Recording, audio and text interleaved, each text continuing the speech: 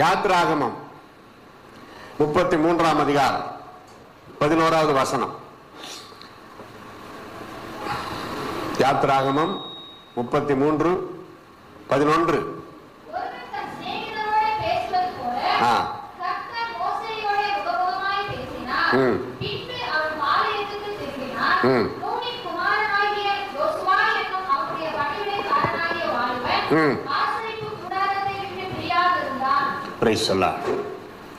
ஒரு தலைப்பு கொடுக்கலாமே. இன்னைக்கு நான் வந்ததற்கு ஒரு ஞாபகார்த்தமா ரொம்ப சிம்பிளா, ஐயா சொன்ன மாதிரி சிம்பிள் தான் முக்கியம். எனக்கு எல்லாமே சிம்பிள் தான்.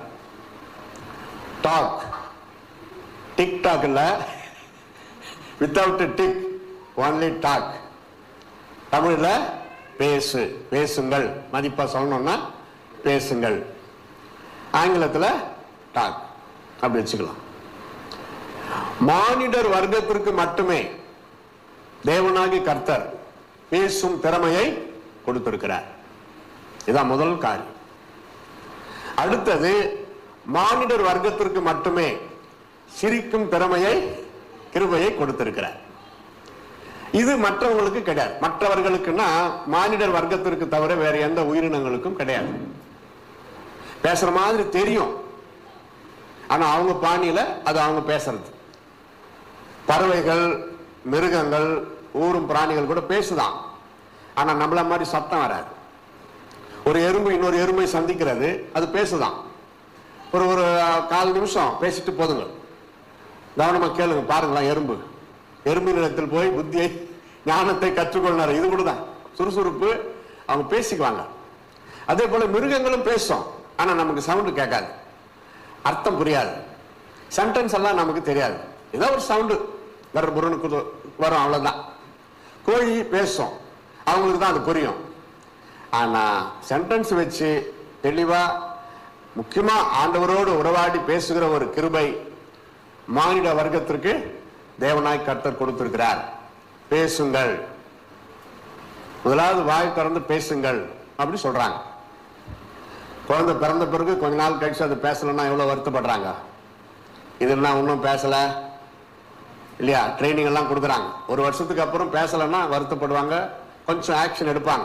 உட்கார வச்சு செக்ஷன் எடுக்கணும், ஒரு வார்த்தையா பேச கற்றுக் கொடுக்கணும். அப்படிதான்.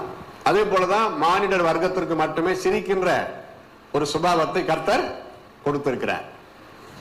மருத்துவமே சொல்லுது, நாங்க ஆரம்பத்திலிருந்து சொல்றோம், யாரும் கேட்க மாட்டாங்க.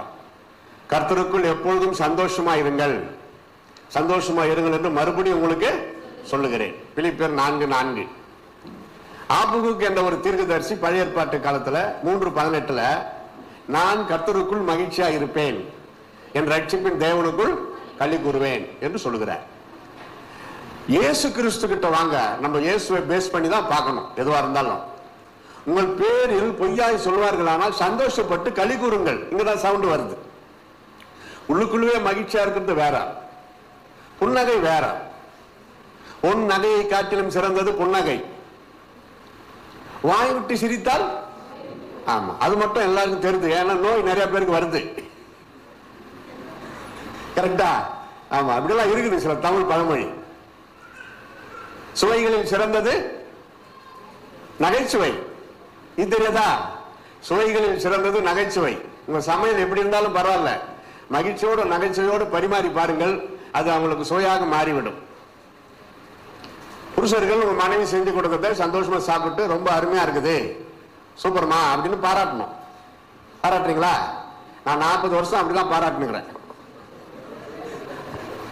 திருமணம் ஆகி 40 வருஷம் ஆகுதியா? நேற்று தான் திருமணம் ஆன மாதிரி நான் ஃபீல் பண்றேன். அது மாதிரி ஃபீல் பண்றீங்களா? புதுசா நேசிக்கணும். என்ன தெரியல, புருஷர்களுக்கு புது புது வார்த்தை வருது, அப்புறம் அவங்க பக்கம் வரும். சிரிக்கணும், உங்க மனைவிய சிரிக்க வைக்கணும். உங்க மனைவிய முகத்தை கடைசியா பார்த்து சிரிச்சது எப்போ? யாருன்னா ஒருத்தர் சொல்லுங்க. ஒரு இடத்துல இப்படிதான் கேட்டேன், கன்னியாகுமரி பக்கம். அது மூஞ்ச பார்த்தா சிரிக்கிற மாதிரி இருக்குதுன்ட்டாரு. நான் நினைச்சு கூட பார்க்கல. அப்படியெல்லாம் சொல்லக்கூடாது. கல்யாணம் ஆகிறப்போ பெண் பிடித்திருக்கிறதா என்று கேட்டுதானே ஆமா பிடித்திருக்கிறது என்று சொன்னீர்கள். இப்ப எப்படி எதிர்ப்பு தெரிவிக்கலாம் அப்படின்னு கேட்டா அவர் அடங்கிட்டார்.